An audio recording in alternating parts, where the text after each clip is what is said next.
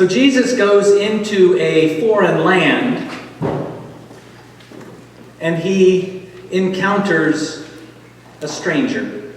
He encounters a woman who comes up to him and violates all the rules by speaking to him, a man speaking to him, a Jew, she a Gentile.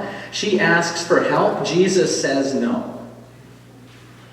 It's not fair to take the children's food and throw it to dogs. And she responds with persistence and faith. He realizes there is faith in this foreign land, and he is changed.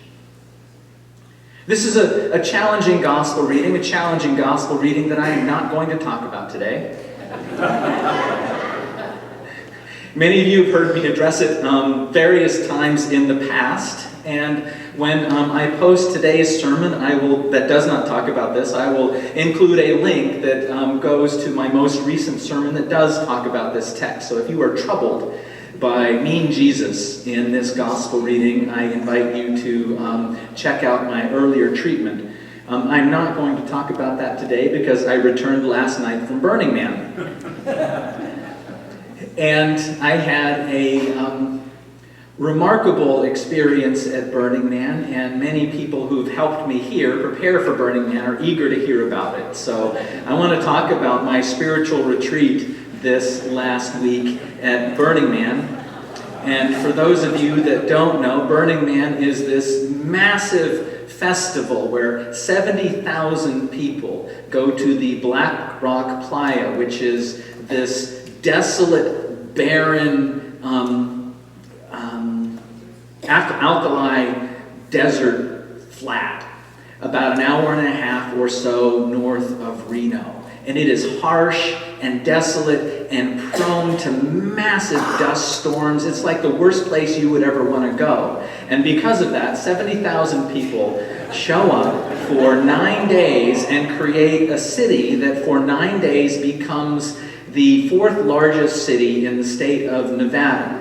And they gather around values of radical inclusion. Everybody is welcome, and everyone is welcome into conversation and into the family, if you will, regardless of what you look like or your body shape or what you're wearing or what you're not wearing. You are all welcome in this community of radical inclusion. It's also built on a value of gifting. There is no money exchanged at Burning Man. Everything is a gift. Every camp comes. I was in a camp of about 40 people called Perky Parts. I'll talk about Perky Parts in a little bit, but every camp comes with an offering or a gift. Ours was a bar. We would have music in a bar and several times during the week, but others would be food or massages or all kinds of things. Each camp would have a gift to offer. Most people would have gifts to offer, and it was a place of radical inclusion, radical welcome, gifting, also a value of community where you had each other's back. If you needed something anywhere, if your bike broke, someone would fix it for you. And they would have joy in fixing your bike for you, and you would have joy in receiving the gift of fixing the bike. And also, it was a place with a value around creativity in the grand costumes and play. It was a place to just let loose and play. One popular camp was a camp that would play Disney tunes. And all of these people, all of these young adults and adults would show up and they would sing and sing and sing, songs from Ariel or, Frozen or songs from Disney, Aladdin. They would just sing and sing and sing and be free in their play. So on Monday, I hopped on my motorcycle and joined my daughter. Oh, the reason I got to go to Burning Man was because my 22-year-old hippie daughter came into 2 tickets to Burning Man, and she wanted her 53-year-old Episcopal priest father to go with her to Burning Man. So, we went to Burning Man, but prior to go to Burning Man, I had to prepare for Burning Man. Burning Man takes preparation, not only for the camping gear and the stuff that you're going to need to survive the harsh environment. And the harsh environment, by the way, includes dust storms that last 5 hours long that are constant whiteout with this fine dust that gets everywhere. So you have to figure out how you're going to breathe. So everyone had breathing apparatus. The sort of low end of breathing apparatus is the dust mask you get at Home Depot, which is what I had. And then I had a bandana I tied over that. But then there were everything from more elaborate face masks to gas masks. And then you had to have goggles, and there were every kind of goggle you could imagine. And then, so think about this. Dust storm, you can barely see 70,000 people all wearing masks and goggles and head wrapped. It looked like something out of everyone was a character in Star Wars. One of those creatures all over, just walking around in this dust storm. So I had to get prepared with my breathing apparatus and my tent and my costumes, and I had great help from members in the congregation. We had Carice Hill, who is a young woman who comes to the 11:15 service. She helped me with my costume, trying to figure out how to be a priest at Burning Man. Hold on, I gotta write a note. How to be a priest at Burning Man and what my role as a priest was going to be. So I had an appropriate costume. We found an old threadbare coat. And Carice, the designer, and the nice thing about this threadbare coat we found, it was lined with gold, this gold fabric. So we turned it inside out.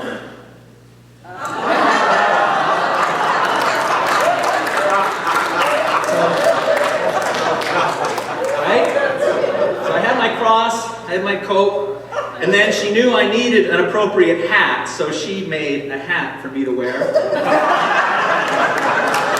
So I just want you to know, you were well represented at Burning Man with this holy attire. And then, there were other things that I needed to have. This was a place of inclusion and non-judgment, so I didn't have to have a tutu for Tutu Tuesday. But it was going to be Tutu Tuesday, and I wanted a tutu to wear on Tutu Tuesday, and I was having trouble finding a tutu. So Dale Reinhardt in the choir texts me a picture from Michael's of tutus, and with a message saying Michael's has plenty of tutus. So I'm being helped by the cathedral to do all of this. The Altar Guild, Sue Clark set me up with box of communion wafers in case the need arose for me to celebrate communion for a few hundred people. I had holy water for sprinkling if that need arose. I had lots of oil. I brought a jar of oil and an oil stock in order to anoint people. And Victoria Aikens loaned me her bike. The bike that she uses every year for the mustard seed spins. So I got to spin around on Victoria Aikens' mustard seed spin bike at Burning Man. So having been well prepared by Trinity Cathedral, I went off into this dusty wasteland and was welcomed warmly into my Camp Perky Parts. And I want to tell you about a few places that I encountered that will help explain my experience. The first was, Burning Man is set up like it's a circular grid going from 2 o'clock all the way to 10 o'clock and then you would be able to tell people where you are. We were at 2:15 and E. And then there was this large opening in the middle where these huge, massive art structures were. And then there would be the deep playa, which is all out here. This is the wilderness, where there would be more massive art structures. One art structure all the way out, the furthest that something could be, was a movie theater. It was a small little movie theater that sat about 50 people. It was a wooden, a full real structure with the little marquee with the letters that you would put up that would change. And they would play classic movies, would play there at night. People could go there. There was one of my favorites was this picture, was this woman, this sculpture of this woman that was, 40 feet tall, who was just standing, looking out at the desert. It's just amazing art. But my favorite place in all of Burning Man was a park bench. In the middle of nowhere, out in the deep playa, was this 6x6, 1 foot high raised platform. And on that platform was a park bench, a beautiful park bench, classy park bench, with a lamppost with 4 like globes and a shipping crate. And in the shipping crate were papers and markers, and then an old mailbox with a lantern on top, in the middle of nowhere. And in my first day out, I was exploring on Victoria Aiken's bike. I had my stuff. And it was in the middle of this dust storm. It was Tutu Tuesday, so I was wearing my tutu as well. In the middle of this dust storm, it's a total whiteout, and I'm lost. I'm trying to go home, which ended up being there, and I'm going in this direction, out into the deep wilderness. And I'm riding along, and I see this little glow, so I go toward this little glow, and I see the park bench, and there are 4 people sitting there, 2 people on the bench, 2 people on the crate. And it's beautiful, with the haze around them. So I asked if I could take their picture, which I do, and then they asked me to join them. Turns out it's 4 people that don't know each other. Right? 4 people that just randomly found this park bench in the middle of nowhere. They asked me to join them.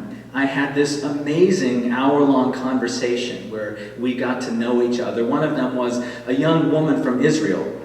She'd never been to Burning Man. She had just graduated from college. She rushed through her final assignment so she could go to Burning Man, because it was at Burning Man where she was going to decide what to do next with her life. There was a young man there who had a black bra around his neck. Now I thought I said, what a clever face mask. And he said, no, it's not my face mask. It's my hat. So he puts it up here, and then he puts his goggles on, and it's dark goggles, and then he puts a red nose on, and he goes, I'm a mouse. And he was a mouse. And he looked like a mouse with his mouse ears, right? Those were his mouse ears. And as we got talking, one of the things I decided to bring to offer was a blessing. And we'd been chatting, and I asked one of the women, we were having a conversation, and I said, would you like a blessing? And she said yes, and we stood up and we went out and I blessed her. And then this man, the mouse man, said, would you bless me, please? So he stood up and we went out and stood in the dirt, and I said, the world now, so I would look at him and would say his name, and the world now is too dangerous and too beautiful for anything but love. And then I'd get oil. I anoint your eyes so that you see God in everyone. I anoint your ears so you hear the cry of the poor. I anoint your lips so you speak nothing but the truth in love. I anoint your hands so that everything you give and everything you receive is a sacrament. I anoint your feet so that you run to those who need you. I would kiss his feet. And then I would stand and put my thumb on his sternum and say, and may your heart be so opened, so set on fire that your love changes everything. And he fell in my arms and he sobbed. And he sobbed and he sobbed. And that was not an uncommon experience. There was a yearning. And everyone I blessed either wept, teared up, or sobbed. And some sobbed and wouldn't let me go. So a part of what was drawing people was a yearning. And I don't know what in particular was what was going on. And the blessings were usually free gifts. Sometimes they were in the midst of a conversation. I would be having a deep conversation and I would ask to bless them. But other times, I would just, the holiest time at Burning Man was the morning sunrise. Hundreds and hundreds and hundreds of people getting up in this desert to watch the sunrise. Some in groups, some alone, some praying. One guy was doing a tea ceremony as the sun was rising. And sometimes I would be riding around on my bike and I'd see a person and I would think this person would be open to a blessing. And I would just go up to a stranger and say, can I bless you? And they would say yes, and I would bless them. And they would weep, and then I would leave. It was sort of just a free offering, and I have no idea what it meant to them. but it was the gift that I had to offer. There was some kind of spiritual yearning that was present in a lot of the people, not everyone. Some people were there just to party.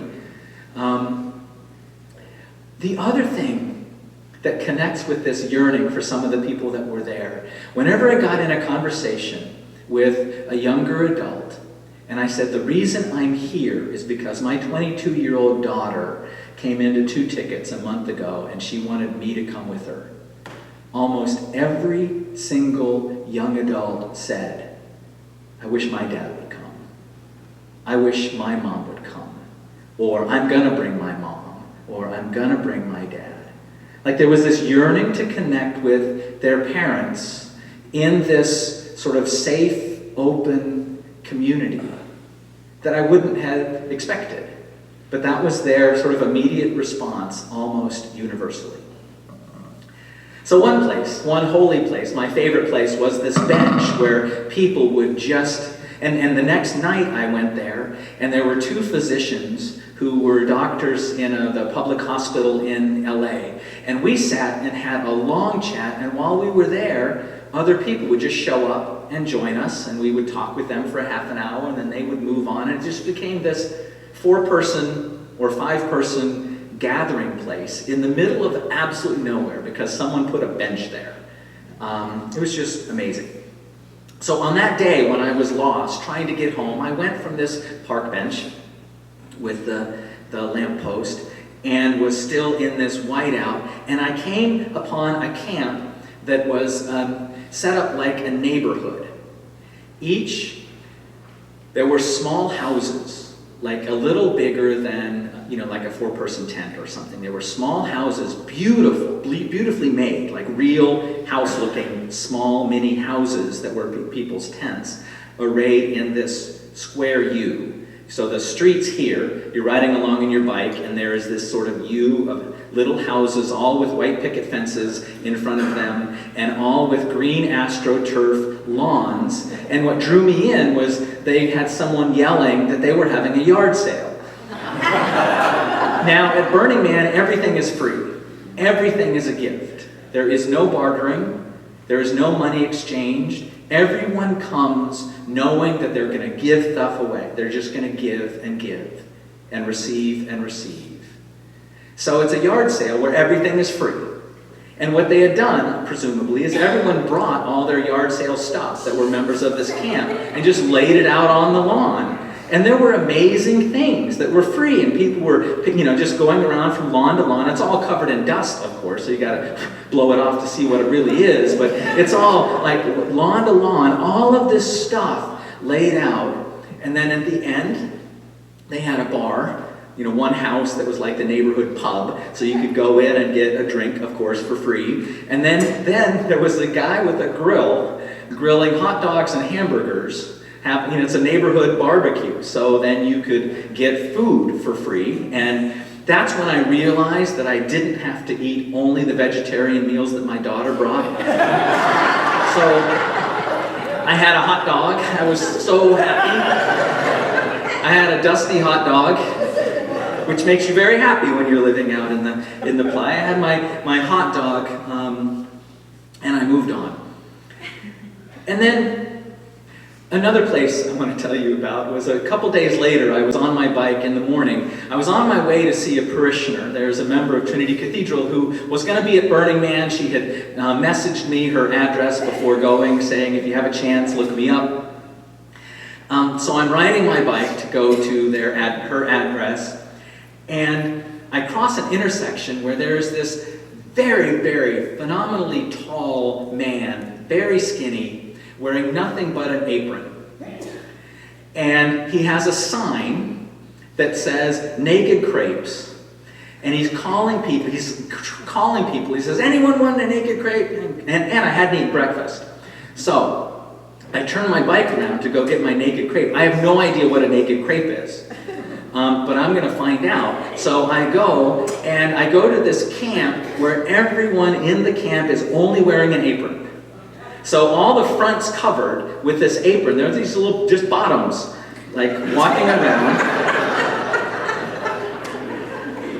And they had when you got to the front of the line, they had 5 different kinds of crepes. Amazing, gorgeous, spectacular crepes. But you had to wait in line to get it. Now at Burning Man, a line's not a line. A line's an opportunity to make new friends. So I'm standing in line and I meet this guy, his name's Brooke. And he is a retired hedge fund manager who is dedicating his life to making the world a better place. And his current project was on how to teach, how to do character development with college-age kids. Like, how do you do character development in colleges? And he was an atheist. That came out first. And then he asked what I did, and I said an Episcopal priest. That intrigued him. And then when I told him that I had gone to West Point, that intrigued him even more because of the character education that happens at West Point. So we became fast friends. We went back to his camp afterwards and chatted for a while, which is the other thing about Burning Man, is if you think someplace is a half hour away, it's going to take you 4 hours to get there because of the friends you're going to meet along the way. So we chat, and he is this very, very wise guy. And he says things. Like, one of the things he says is, I was in a cab, I was in a taxi, I took a taxi the day before President Obama was elected. And the driver of the taxi was a Haitian man. And I said, what do you think? Tomorrow we may have our first African-American president in the United States. He said, and the cab driver said to me, it won't matter. It won't matter because he will only be the president for the people that voted for him. Because you in the United States are not a community. You don't know how to be a community. I come from Haiti, and I know what community feels like. And I know what it's like to be in a place where people have your back even if they disagree with you. And that's not here. Right? But that was at Burning Man. And that's one of the things that draws people to Burning Man, is it's a place where everyone's giving, and it's a safe place, because there's also, the whole community is going to keep you safe. If someone gets out of line, other people are going to be there to say, look, that's not okay here. It was a safe place where people had your back, and if you needed anything, 5 people would rush up to help, because that was the cultural norm. Another thing he said, Brooke said, was, there's some nudity here, but it's not titillating. It's just people being themselves. And I was reflecting with one of the women at our camp about this, and she said, and another thing about that is it's safe. Like, I could take my shirt off here, and I would be totally safe, because the community would protect me in just me being me. And then the other thing that Brooke said was, I'm much more relaxed here because I don't have to judge anybody. And out in the world, it takes energy to judge. I was like, you're right. It takes energy to live our lives and judge people. And it's just so freeing to not do that. And at Burning Man, it did not matter. It didn't matter what you looked like or what you were wearing or what you weren't wearing, or, it just didn't matter. You just let everyone be. And it was also a place of, radical, welcoming conversation. I remember once I was riding my bike going from place to place, and there was this camp that wasn't open, they weren't serving. This was a camp that did hand massages, and I can't remember what else. Oh, it was they had a wine tasting and yoga and hand massages. And I'm riding by, and they had this sign outside that said, wine people with a yoga problem. And I thought, that's intriguing. And they were sitting in a circle. They weren't open for business. There was just a group of people sitting in a circle. And I went and said, can I join you? And they welcomed me in, and we had this great conversation. And then, I hopped on my bike and went on my way. And I realized in this community, I know my neighbors better in 3 days than I know my neighbors at home. It's like the loss of the front porch. We don't have front porches anymore. But at Burning Man, you could just go up to any group of people and say, can I join you? And they would be thrilled to have you. And they hug you, and you're part of their family for a half hour, and then you go on your way. So it was this place of radical, welcoming community. Then Another place I want to tell you about is my camp, which was the best camp. Said in a non-judgmental way, but you know, when you have your tribe, my camp was Camp Perky Parts. And it was a mannequin-themed camp, so our camp was decorated with mannequins that the people at the camp had been collecting all year. And we had a bar, and we had music. And this was a group that was chosen by my daughter because these were people that she went to music festivals with. And she knew them very well, and she picked it for me to go, for my comfort, because of all the camps that she could have gone to, this one has older people in it. Meaning 28 and older. But more importantly, it was a camp where they all have jobs. They're all sort of living their lives. But they're also a group of people that go to music festivals and stay up all night dancing. It was a sort of a wild group of people. And for them, this group of 20 and 30 years olds and a few in their 40s, to have a parent come and be a part of that system. And not only a parent come, but a priest. And from the moment I stepped into the camp, I was wholly welcome for whoever I was. And for me to offer whatever I wanted to offer. And they said, if you want to give a sermon, give a sermon. I didn't give a sermon. But the blessing was my gift. And what they meant by give a sermon was have a church service. It was like, whatever you have to offer, you're wholly welcome here. And it was such a blessing to be a parent and to be, a priest and to be wholly welcomed into this community, embraced in open arms, such that by my last night, now I was bound and determined on Friday night to go to bed early, because Saturday I had to pack up and come home so I could preach on Sunday morning. So I'm going to get a good night's sleep Friday night, except they asked me to bartend. So they had a bar from 8 to midnight that was going to be open. And so they were going to be running this bar and having the music and dancing, and they asked me to bartend. So I was the bartender from 8 to midnight, wearing my coat and my hat, so I was adequately attired. And then as I was bartending, people would come up and say, "Are you really a priest?" People that weren't members of our camp, but would show up, and the camp members would go, "Hey, the bartender's a priest."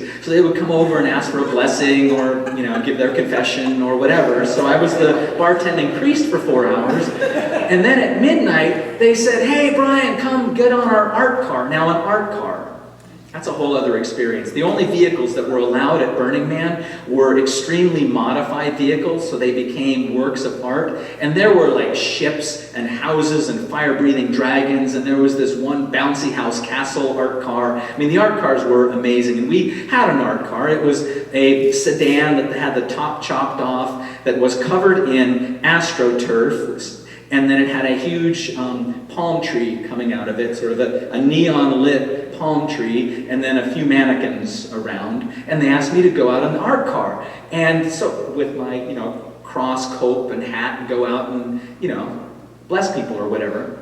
So I go out on the art car, which doesn't come back till 3 in the morning. And I didn't know that, right? Hopping on the art car, you're sort of now stuck on the art car going around. So anyway, get back at 3. But being welcomed into this camp. Uh-oh, my phone. Is my phone over there? Oh, could you bring me my phone? Got notes. Yes. So, that other experience is being welcomed in. I'm getting my phone because I have notes from the temple. The last place I want to tell you about is the temple.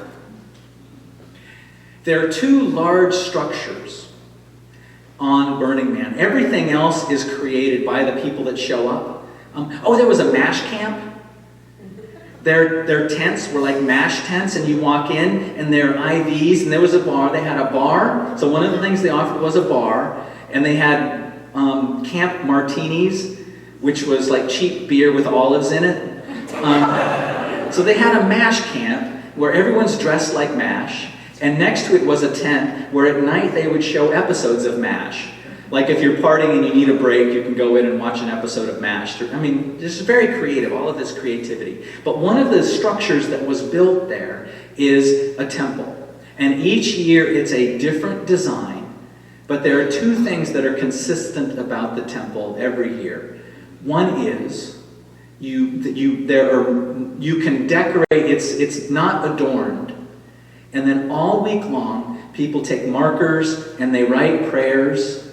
They write remembrances, they express their fears or their longings or whatever they want to express. There are pictures that are posted. And then the other thing that is consistent is on Sunday night they burn the temple. Everyone comes around and they sort of offer all of these prayers up to God. And there were things like, "Get better, Dad." One in big block letters was F, anxiety. Okay? Screw anxiety. Not going to be anxious. R.I.P. my mom. Or forgive. I love you still. I love you always. This one, it said Daddy. And then it had a photograph. And then it said, I miss you more than words could ever say. You'll always be in my heart. I love you. 1933 to 1995. And then in parentheses underneath it, you would be proud of me. Please help me pray for my 84-year-old dad. He broke his hip 2 days ago. Ray Lawson is his name. There was this beautifully, horrifically moving writing that someone brought on a chalkboard, expressing anger and rage and rage and rage about the person who had raped her. Someone else had written somewhere else, I only pray that each year the pain gets lighter. Somewhere else someone had written, hug them now. Hug them now. And somewhere else someone wrote, you are my blessing. So these beautiful, tender, some angry, laments, prayers, hopes, the chapel gets covered with thousands of these, thousands and thousands and thousands. And then the community shows up and circles around Sunday night, and they burn it all as a prayer.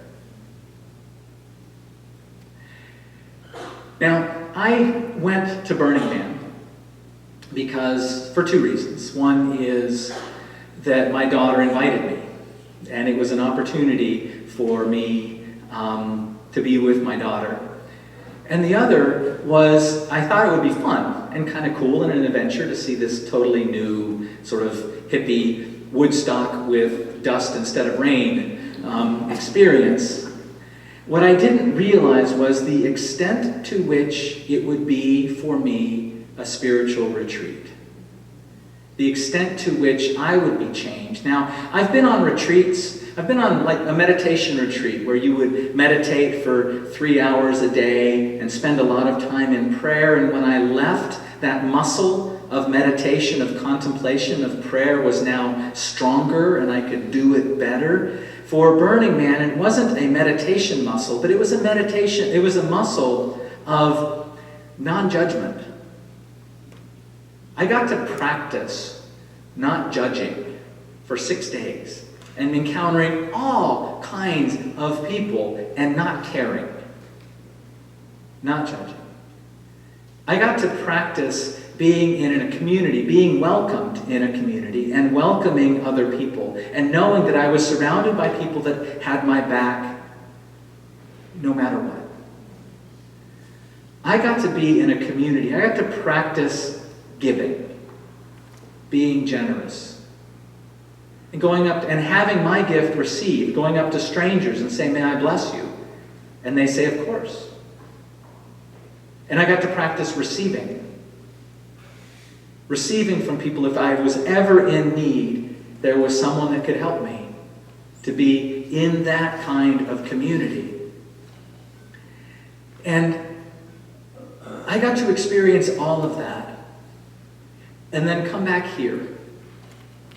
And one of the things that happens when you leave Burning Man, or when you arrive at Burning Man, everyone says to you on the first day, welcome home. Like there is a home to being in this place of radical inclusion and welcome and giving and receiving and caring.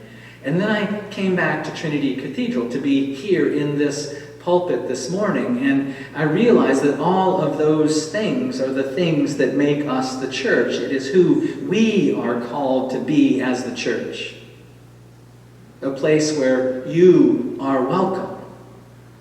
No matter who you are or what you look like or what you do, you are welcome. And you can go up to anyone and start a conversation and be welcome, that we are here to have one another's back, and we are also here when we need to sob in one another's arms, to offer up our prayers to God. So for me, I realize that this is a place that says to me every Sunday, welcome home. Welcome home to a place where your heart can be open, where your love can change everything, where you exercise the muscle of seeing God in everyone. You exercise the muscle of everything you touch, seeing it as a sacrament. And I realize that I don't have to wait a year. I have every Sunday. Welcome home.